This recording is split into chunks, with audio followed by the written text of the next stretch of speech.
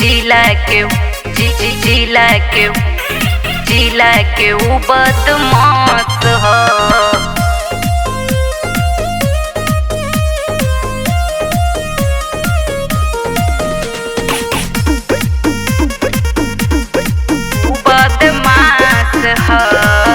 पूरा एरिया में चर्चा चलेला, लेके पिस्टल घर से निकलेला, लेके पिस्टल घर से निकलेला।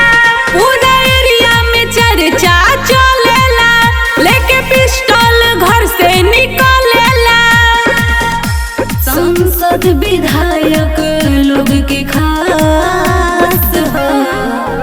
नस कह दी तोहके लम्भरवा, सुना जिला के ऊ बदमाश ह।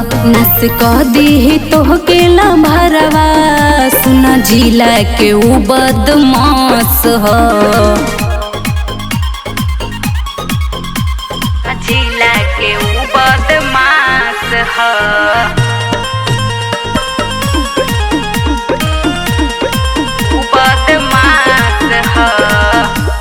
डरेला नहीं कबो पुलिस प्रशासन से, रखले बाहिला के पूरा जिला अपना भाषण से, जिला अपना भाषण से।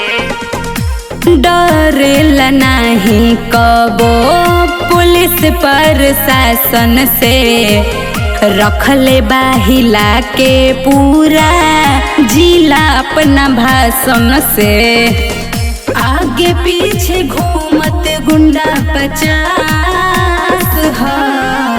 नस कह दी तोहके लम्भरवा, सुना जिला के ऊ बदमाश ह।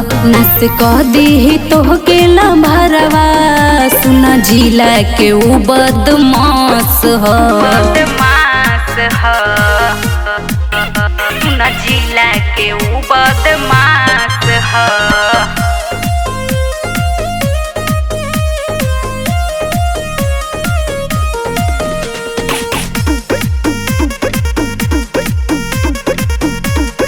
कती तोहके लम्भरवा, मनोज के देखते विरोधी सर झुकावेला, जब हुकूमत अपना बल पर चलावेला, बल पर चलावेला।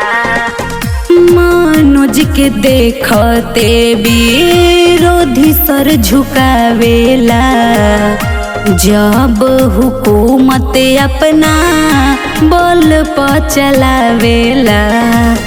चंदा के दिलवा उनके पास है, नस कह दी तोहके लम्भरवा, सुना जिला के ऊ बदमाश ह।